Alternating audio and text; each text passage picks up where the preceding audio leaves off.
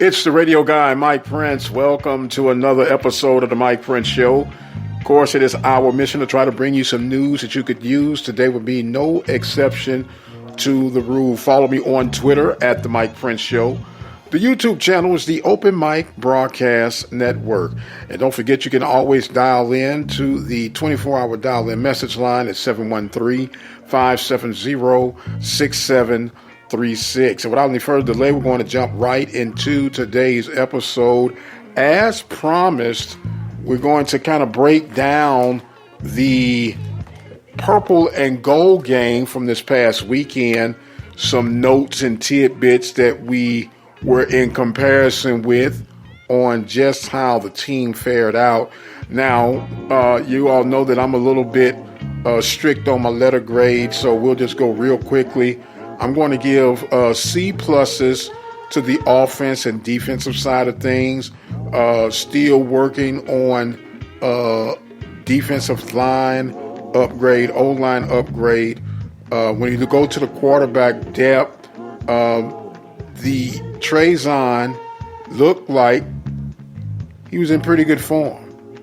Scott, which is the backup, looking real good, still under some development, but things are moving quite along. When it comes to the kicking game, I'm going to give them a B. Kicking game looks pretty good, and everything is, as they say, according to plan. But of course, we know with the portal and transfers, you still got some more pieces to be added to the new look Panthers for the 2022 campaign. Bubba McDowell, of course, leading the way. We'll see how the Panthers gather and make things out. And speaking of making things out, what is going on with the MEAC? Howard has announced that they are going to be exiting the conference, which is really putting the MEAC in a very, very strange dilemma. Now, you need 6 schools in order to have a football conference as far as the NCAA is concerned.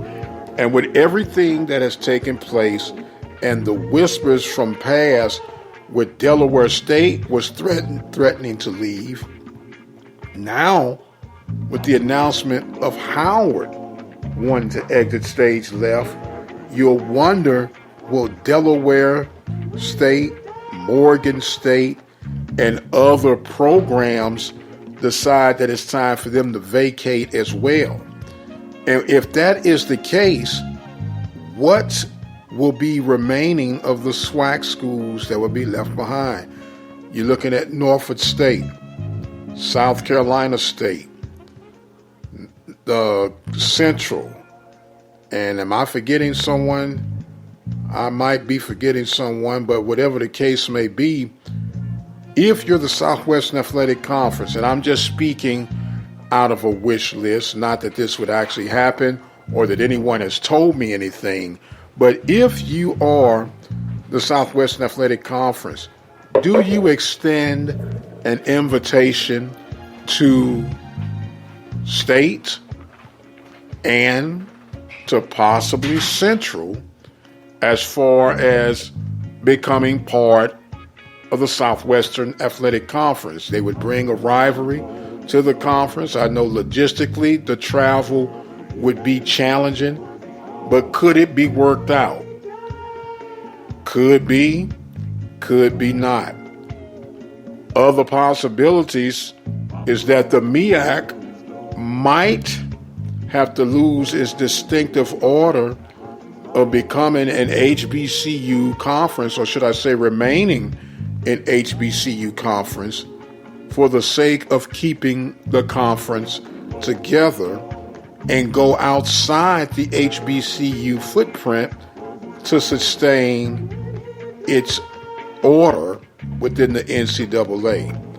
A lot of moving pieces to be determined, and not really sure if there are really any clear potential solid answers. Because let's face it, these things are not something that just happens overnight. If you get a CIAA or an SIAC to try to move up to the MEAC level, that's going to be anywhere between a 1 and 4 year progress, let alone the money that needs to be raised.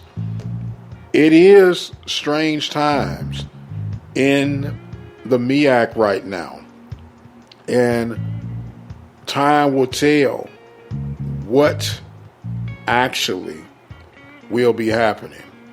We'll keep you posted on the development of things and see exactly how all of this unfolds. But speaking of unfolding, back to SWAC baseball, the Panthers, as we mentioned, took care of the Golden Lions.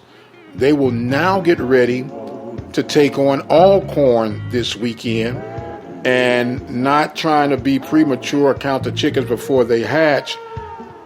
But the Panthers already at 14-4. Would it be safe to assume that after the weekend event with Alcorn, that they could possibly be 17-4, worst case scenario, 16-5? We shall see. Panthers are hot. And of course, we gave our congratulations to Texas Southern with their softball, I guess, dominance right now. And the question was raised, although Southwest Athletic Conference Western Division champions for 12 consecutive seasons, what championships have they brought to the table? And although there would be a valid reasoning, and if we were to compare apples to apples, could we really fault them for not winning championships? Because just the feat alone of winning division titles consecutively like that is nothing to bat an eye at. But I know, it's all about the championships. But technically speaking, isn't the division title a minor championship? Not real sure. Would love your feedback and spin on those particular said items.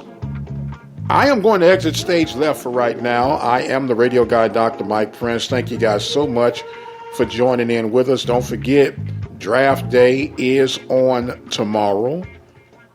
Lives will be changed, and hopefully some HBCU lives will be changed. But until the further notice, I am going to get on down the road. Thank you guys so much for joining in. I am Mike Prince, the radio guy. And until the next time, you guys be blessed, and we'll see you on the other side.